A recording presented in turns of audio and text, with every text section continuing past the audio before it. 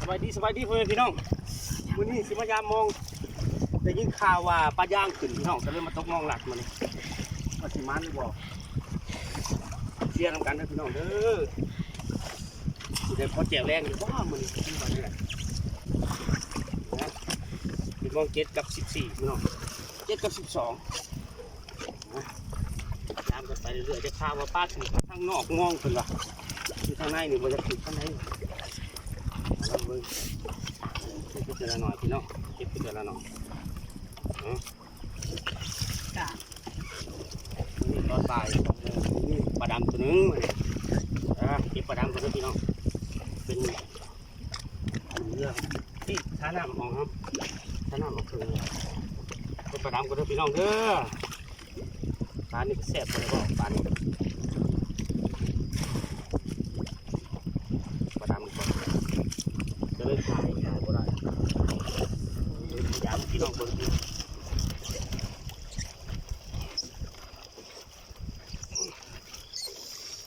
กันพี่น้อง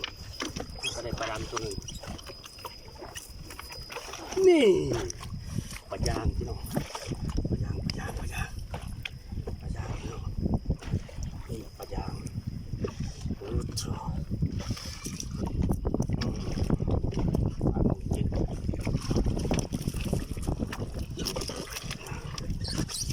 ไปเรื่อยๆนะไปเรื่อยๆตึกกี่ดอกแดงที่นั่งนับแบบว่าดีใหม่โอ้โหสุดยอดเลยพี่น้องปลายางปีนี้ปลายางคือหลายพี่น้อง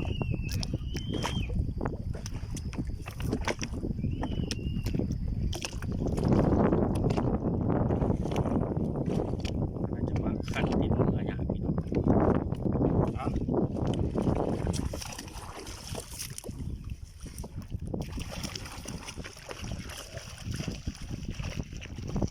ก่อนจะน้องจะเอาตัวต่อมาตัวเนี้ยนี่ตัวไหนจะน้องรุ่นน้องกันรุ่นน้องกันที่น้องกันไปเรื่อยๆพี่น้อง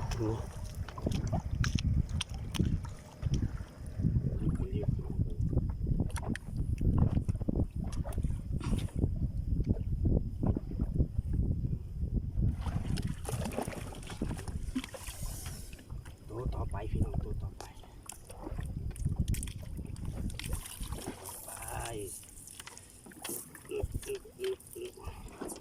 นักคึกๆไม่หลายนะนักคึกๆไม่หลายนะมาถึงแมงมานักคึกๆไม่หลายนะโอ้สุดยอดพี่น้องนี่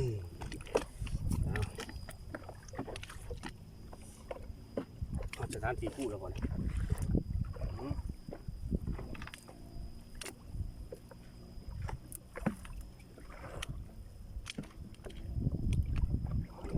ได้แล้วเตรียมรุ่นเลยพี่น้อง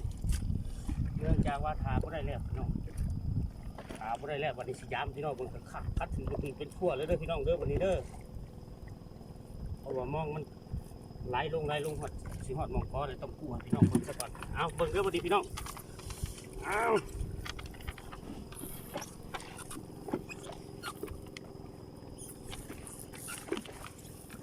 จะบึ้ดพี่น้องจะโตกันได้แล้ว4-5ตัวเดี๋ยววันนี้ต่อนี่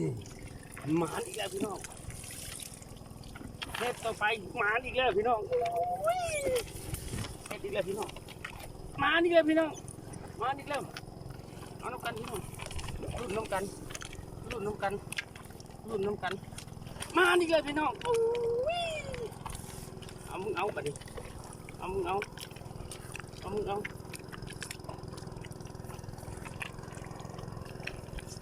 มาน้ำกันเลยพี่น้องมาแล้ว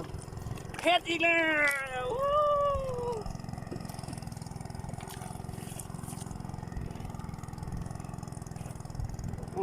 จมูกตายอ่ะเนาะ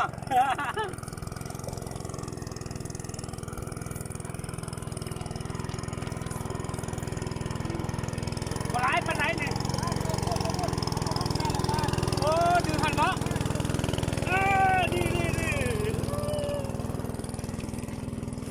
อีกแล้วพี่ พี่น้องเอาอีกแล้วพี่น้องตัวสุดยอดเลยสุดยอดเลยพี่น้องเอาวันนี้หมดนาทีเป็นมองแก่งกระเบาพี่น้องมาสิมาด้วยบอกมองแก่งกระเบาคนนี้ตัวแก่งกระเบาเห็นแล้วพี่น้องแก่งกระเบามองแก่งกระเบามองแก่งกระเบาเห็นแล้วพี่น้องมองแก่งกระเบาเห็นแล้วว้าถือค้อนน้ำเฮ้ย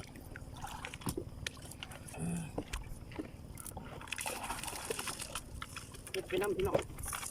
อดน้ำกันลุ่นกันไปน้ำพี่น้องจำบุดจำบุดจำบุด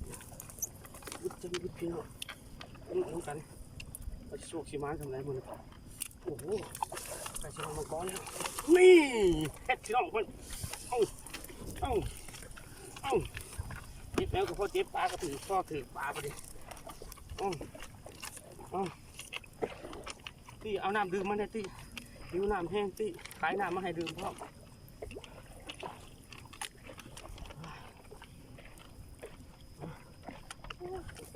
หิวน้ำลงมาคำก่อนพี่น้อง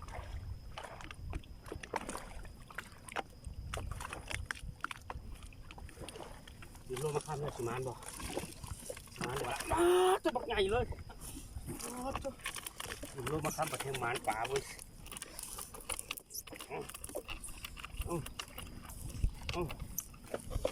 จำบุดพี่น้องจำบุดพี่น้องอันนี้น้ำกันพี่น้องอันนี้น้ำกันพี่น้องน้ำกันพี่น้อง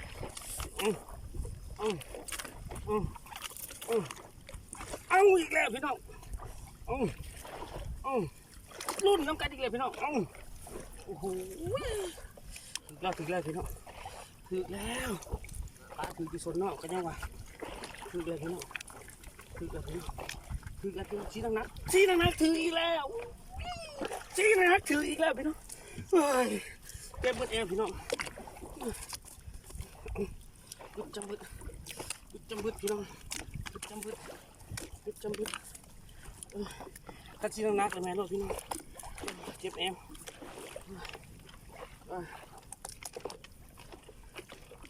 ไก่แล้วบนชี้นักอีกแล้วบนนักให้ดูจังบาทนักให้แน่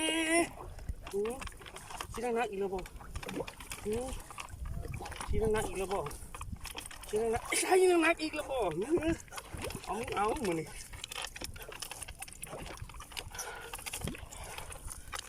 ถึงเมื่อยสำเห็ดพี่น้องพี่น้องเลยถึงเมื่อยถึงหมวนที่เช่าก็เช่าบ่ได้ถึงเมื่อยถึงหมวนพี่น้องเอ้ยหาปลาจักมันคือกับเห็ดอีกอย่างหนึ่งเอาอีกแล้วมันเข้าไปพี่น้องมันเข้าไปใกล้ชิดแห้งคือพี่น้องเอาเรียนมาใกล้ชิดแห้งคือเอามาอดต้นมา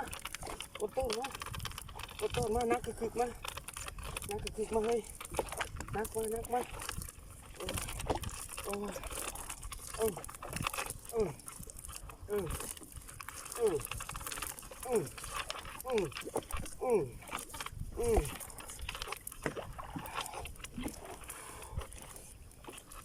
สุดแล้วพี่น้องขอบใจที่พี่น้องที่ตามด้วยพี่น้องเด้อมื้อนี้ได้หลายเติบพี่น้องโอ้ซ้ำสิกินพี่น้องเอาปัดพี่ป้าน้องกินแล้วมันโชคมันเด้อพี่น้องเด้อขอให้พี่น้องร่ำรวยอยู่ดีมีแห้งบ่ทุกคนเด้อพี่น้องเด้อขอบใจหลายๆ